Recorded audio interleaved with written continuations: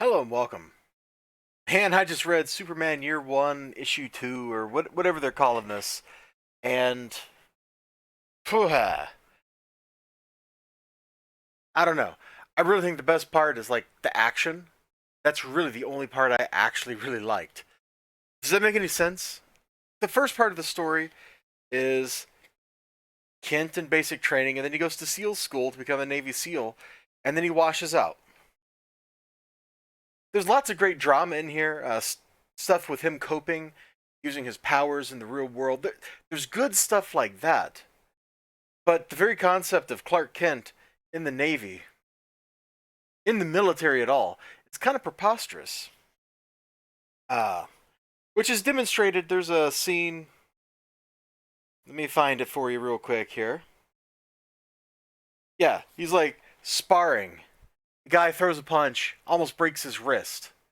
Like it's just not fair, and it all comes to a head on a ship that's been seized by terrorists or whatever.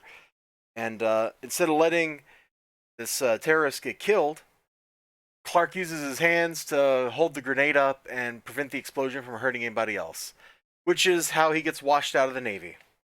I it's this is so preposterous and it's kind of dumb, and I don't really understand the point of all of this except to introduce Clark Kent to the concept of the ocean, because his NCO, or maybe it's an officer, I don't remember seeing the rank that's in charge of all this, like tells him about mermaids because Clark sees him in the ocean. And they talk about mermaids, and then Clark goes for a swim, and he meets some mermaids, and he goes into the depths, and he saves the day.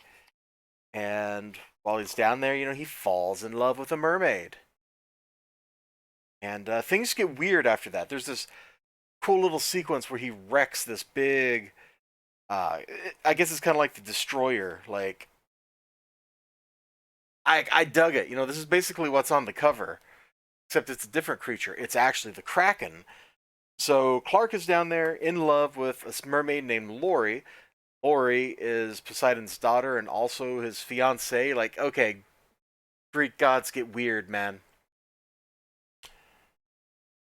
And there's some great stuff in here. There's some great looking art of the Kraken and Clark and all that. And I thought that these pages were just gorgeous. This is some of the best stuff John Romita Jr. has put out in forever.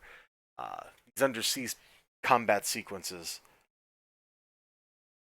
In fact, just the Kraken itself, like absolute dopeness right there. Looks good. Whoever decided to all this stuff underwater, maybe not all of it, but a lot of it is in narration bubbles because everybody's telepathic or something. Like, I don't get it. You can put normal text bubbles in when people are talking to each other. Trying to find the page in particular that was bothering me.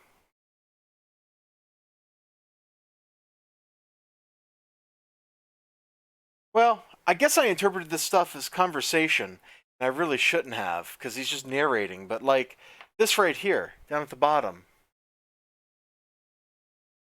they're all just thinking these things, and there's no conversation here. It's weird. It's weird, and I didn't really like that.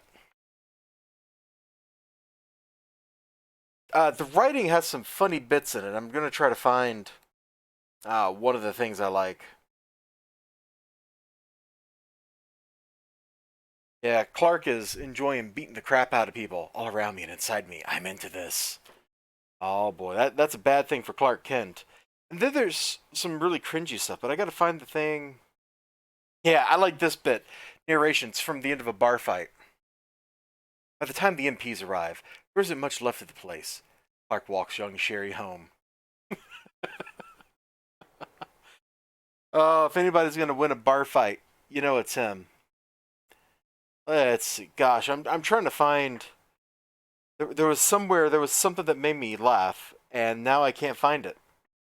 Isn't that the way? Isn't that just the way? Which I guess means the little chuckles were fewer and far between than they seemed when I was reading it. Oh, here's the where he sees the mermaids for the first time. I really liked that panel. I thought it was pretty good. The art's all right. I mean, John Romita Jr. I don't know. His art doesn't do as much. His modern art doesn't do as much for me as his old art did. Even back on like Silencer, like his art was good, but it should have been great. And I kind of feel like that's how this book is. The art is good, but it should have been great. The writing, for the most part, is pretty darn good. The dialogue, Clark Kent's monologue. Let me get rid of the dialogue part. Clark Kent's monologuing is pretty good. Now, of course, being Frank Miller, the bar fight's over girl, so it's all about the capital SEX because Frank Miller wrote it. So all women have to be a word that starts with W. That's just how Frank Miller rolls. If you're a female in a Frank Miller comic, I'm so sorry for you because your existence is predetermined by this weird old guy whose diet consists entirely of scotch. Like straight up scotch and cocaine. That's Frank Miller. That's what he eats, drinks, and breathes. Like he has an apparatus that just aerosolizes cocaine so he can inhale it. Pretty sure. Pretty sure. Have you seen him, man? He not looking so good. Oh, you know what? The whole turn into Atlantis, like, it's so weird. Like it's foreshadowed. It's totally foreshadowed because you see the mermaids and stuff in the ocean, so you know he's going to go into it and find them. But this whole Superman is going to become king of Atlantis, like that is just so weird. And I don't even know how you make that jive with anything I know about Superman, anything I know about Aquaman and the whole undersea Atlantis stuff. It feels so strange to have Superman mucking around in the ocean. I don't know. I kind of liked it, but it feels weird. I think this would have been a much better story if it wasn't Superman, if it was some other character, some new character. Hey, why not make it Arthur Curry? This could have been Aquaman year one. And now these two issues make sense. He's super strong and tough. He's not godlike, not quite on the same level as Superman, but he's super strong and tough. He makes sense as like a SEAL. Like all that kind of stuff going into the Navy. It totally feels like this should be an Aquaman story. I can't believe I didn't have this revelation until halfway through this review. Because it just popped into my head that, this makes more sense for Aquaman.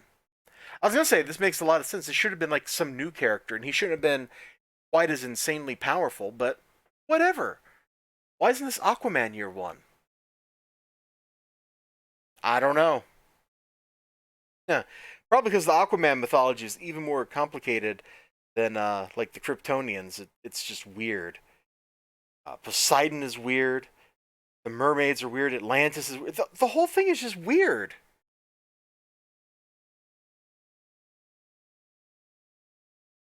And I'm not sure where it's going. If it's just going to come back that Poseidon is going to keep trying to kill Superman in the next issue, or if Superman goes back to the surface. Like, I think this is only a 3-part series, so there's not a lot of room to go. And this doesn't jive with any of Superman's established backstories in like any continuity I'm familiar with. So I'm just left being really confused as to this whole Atlantis, this whole Navy angle. It just really feels like it came out of nowhere. Absolutely. Feels it's superfluous too. And the book, I don't know if you can tell if I tilted a little, but the cover is wavy gravy, man. It's not flat. Here's a cover on a similar kind of cover stock. It's pretty flat. It's got one very gentle sway in it, right at the top that I can see. But the cover looks flat. It stays flat. It's noticeably flat. Here's a hardier glossy stock. This cover is totally flat. There's no bend or sway to it, except for the moments when I'm holding it. Why is this printed on this cover stock that picks up this weird ripple across it? Because it goes like that. It's very noticeable just laying here. Very noticeable sitting on my desk. And I don't even think having it in a bag for a long time is really going to help. I mean, look, you can maybe see I'm not putting much pressure on it, just enough to hold it. Look at this sway. Whatever stock they're using was a mistake. They should have picked something else. I'm probably buying the next issue, but I don't know if this is worth buying. Like, is that even possible? Like, you have these names on the front of the book, And somebody's going, I don't even know if this is worth buying because this is like $8 or something stupid. You know? Yeah, there it is, $7.99 down at the bottom. It's crazy how much this book costs, and despite it being, I don't know, this is probably an 80 pager. It's kind of hefty. I don't know if it was actually worth the $8. I also don't know why it's in this larger format. Like, why isn't this just? Let me grab the first comic book that comes to hand. Why isn't it just a normal comic book? They don't do anything with the extra space. All this was that 2 inches of space out this way, and then the half-inch or so up at the. Maybe it's all. Yeah, maybe 3/4 of an inch up at the top. Why? Why? What purpose? There is none. There is no purpose. It's just there to make me comment about it. I'm pretty sure. I'm pretty sure that's what's going on. Anyway, you all have a great day out there. If you bought this and read it, let me know what you think. Like, the JRJR art's alright, but it doesn't do a whole lot for me except in certain very specific cases. You know, the best thing that happened to Silencer was him not doing the art. isn't that crazy? Isn't that dumb? When your selling point for a book is the artist, and you get to like issue 4 after he's bailed for whatever reason, and you're like, you know what? Looking back on it, I think this change in artist was an improvement. Like that should be blasphemy. That's insanity. Nobody should say that. And I don't think JRGR's art here is really holding up outside of some of the really fantastic looking pages where he like must have spent a lot of his time. Those big 2-pagers, with the one with Atlantis, the big full page Kraken, like stuff like that. He spent a lot of time on, but the rest of it doesn't really look like super great. It looks okay to good. But it's John Romita Jr. Shouldn't his art look great every time? Given how long he's been in this industry making comic books? I feel like it should be. I feel like it should be. Alright, well that's all I gotta say about Superman Year 1. It's an Aquaman story. The end. I'll see you next time. You have a great day. And until then, take care of yourselves. Bye-bye.